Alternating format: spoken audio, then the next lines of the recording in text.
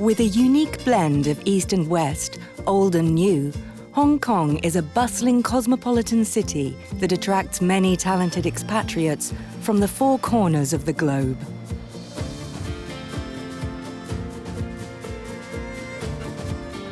The city is often perceived as an artistic, gastronomic and urban destination, which also never sleeps.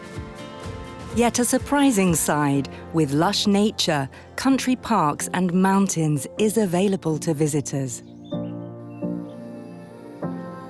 After more than a century and a half of British rule, the city returned to China as a special administrative region in 1997.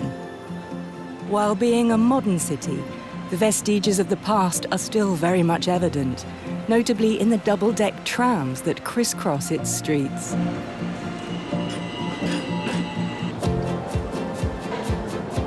Alors, le tramway a été introduit à Hong Kong en 1904. À l'époque, c'était quasiment le seul moyen de transport en commun, donc pour desservir l'est de l'île de Hong Kong et l'ouest, le connecter à l'ouest de l'île de Hong Kong, avec une ligne unique à l'origine en 1904, qui petit à petit s'est développée et a attiré de plus en plus de voyageurs. Initialement, donc, on était sur des trams à un niveau, mais très vite, le tram à Hong Kong a été extrêmement populaire, compte tenu de la croissance de la population, de l'absence d'autres moyens, si je puis dire, massifs de transport en commun. Et donc ce qui s'est passé, ça s'est passé en plusieurs phases. D'abord dans les années 1910, il y a des sièges et une forme de balcon qui a été introduit sur le toit des trams à un seul niveau, de façon à accueillir plus de voyageurs, avant que dans les années 1920, ce toit ne soit couvert pour former vraiment un second niveau, et donc pour donner les double-decker trams avec un design similaire au design que l'on connaît aujourd'hui. Today, the Hong Kong Tramway is the only double-deck system in the world. The trams operate from west to east on Hong Kong Island, divided into 6 main lines covering a total of 30 kilometres with 120 stops. It carries an average of 150,000 passengers a day, making it one of the largest tram fleets in the world. La plupart donc, de la voie est partagée avec la voirie publique, avec beaucoup de véhicules, de piétons, de cyclistes un peu partout qui sont amenés à traverser les voies. On a donc besoin pour le conducteur d'alerter de manière régulière de l'arrivée d'un tram afin d'éviter autant que faire se peut les accidents, avec une sonnerie qui est accédée par une pédale qui fait le son de ding-ding. Et donc le ding-ding, progressivement, est devenu le surnom affectueux donné par les Hongkongais au tram de Hong Kong, d'après cette sonnerie.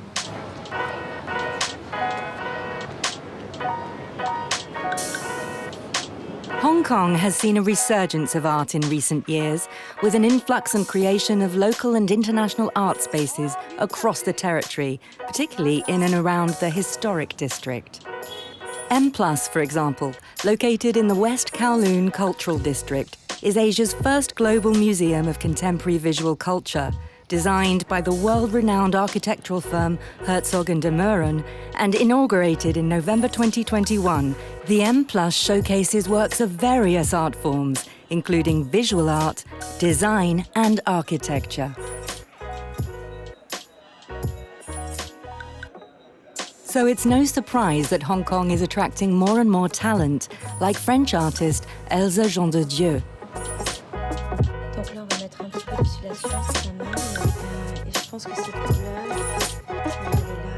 vais aller là et ensuite sur le col, ce sera pas mal de rose. Ma formation de base, donc c'est peinture décorative, faux bois, faux marbre et trompe-l'œil. Donc ça, c'est vraiment ma formation à Paris. Et ensuite, à Hong Kong, le changement de ville, l'évolution de mon métier aussi au travers des années, que ce soit un peintre décorateur en France ne fait plus les mêmes décors, justement créer des nouveaux décors, des choses qui sont très innovantes.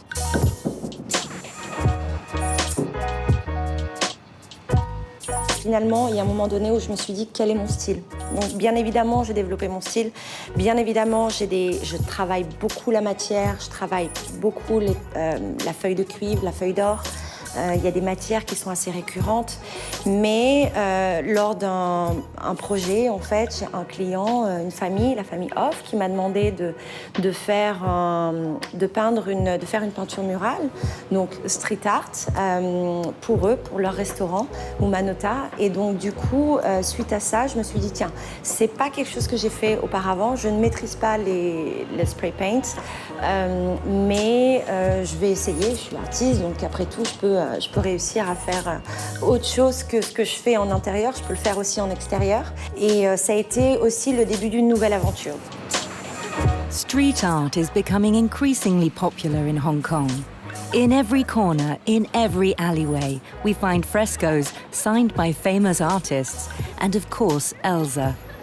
Her signature style is distinguished by characters and smiling faces.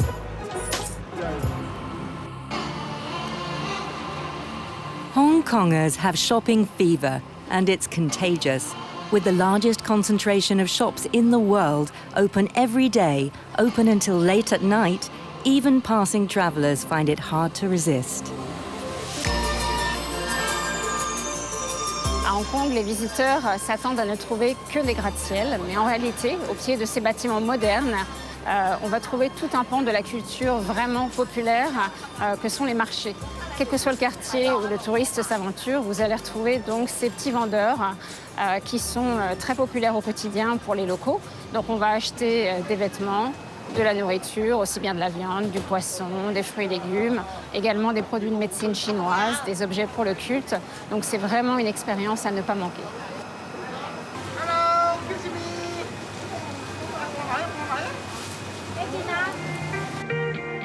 A few steps away in another market, we meet Michelin-starred chef Olivier Elza. An Alsatian, well known on the Hong Kong gastronomic scene, he will be guiding us through his fusion cuisine.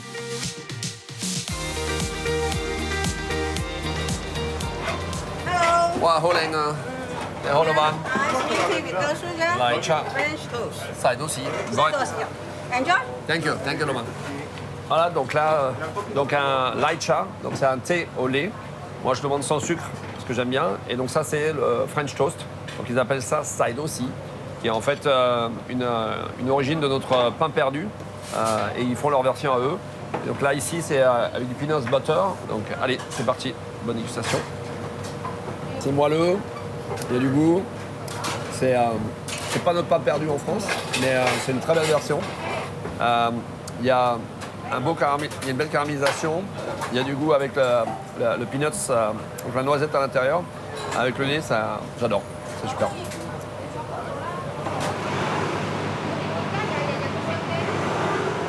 Voilà, donc là, on est en fait à Centrale, donc à côté de mon restaurant. Donc ça, c'est une de mes boulangeries que j'aime beaucoup. Et on va en fait aujourd'hui déguster la egg tart et le pineapple bun, qui sont les signatures de Hong Kong.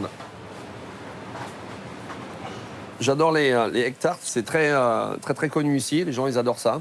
Un côté un peu pâte sablée, un peu comme un flan français sur l'œuf. Et en fait, tu as une belle texture sablonneuse avec le côté très goûteux du custard en fait. Donc super bon, j'adore.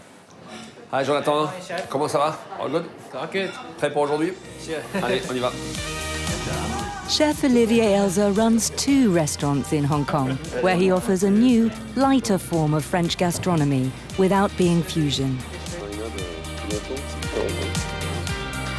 Aujourd'hui, voilà. Alors, si on ne peut pas se tromper sur le fusion, c'est pas fusion ce que je fais aujourd'hui, mais c'est un poulet en fait de Yuen Long, qui est en fait une farm dans les Nouveaux Territoires, qui utilise du poulet jaune qui est local, que je travaille en crapaudine et grillé avec des épices. Hong Kong is made up of over 250 islands, many of which are uninhabited, so getting away from the hustle and bustle of the city is easier than you might think. We meet up with Stephanie, who guides us to the island of Chung Chau, which literally means Long Island.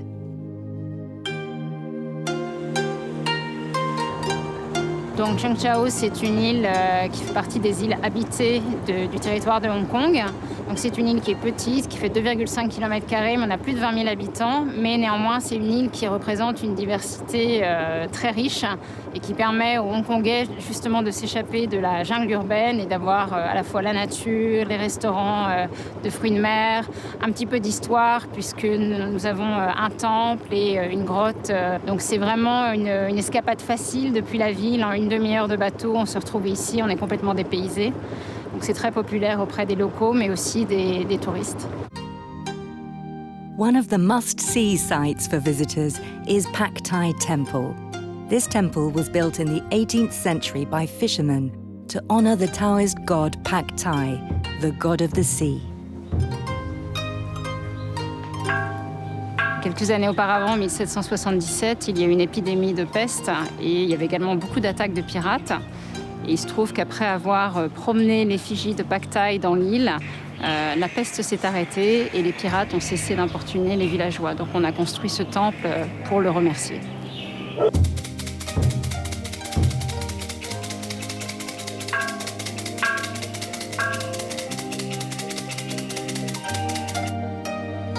Cheung Chau is also an island for adventurers. Many have followed the path along the cliff in search of a lost cave once frequented by pirates.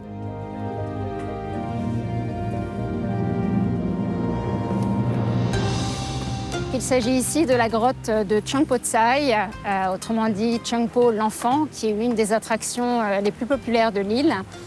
Cheung Po Tsai était un des pirates les plus redoutables de la région. Il a sévi au début du 19e siècle et la légende dit qu'il cachait son butin dans cette grotte. Malheureusement, nous n'avons jamais rien trouvé.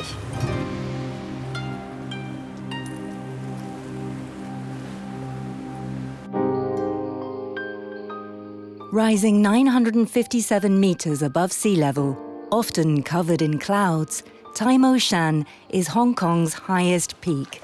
Despite its altitude, it is accessible on foot thanks to several hiking trails winding around the summit. La longueur du parcours est d'environ 12 km. Le temps dépend toujours de la vitesse de la marche, mais je dirais environ 4 heures avec une pause déjeuner. Nous avons notre pique-nique avec nous.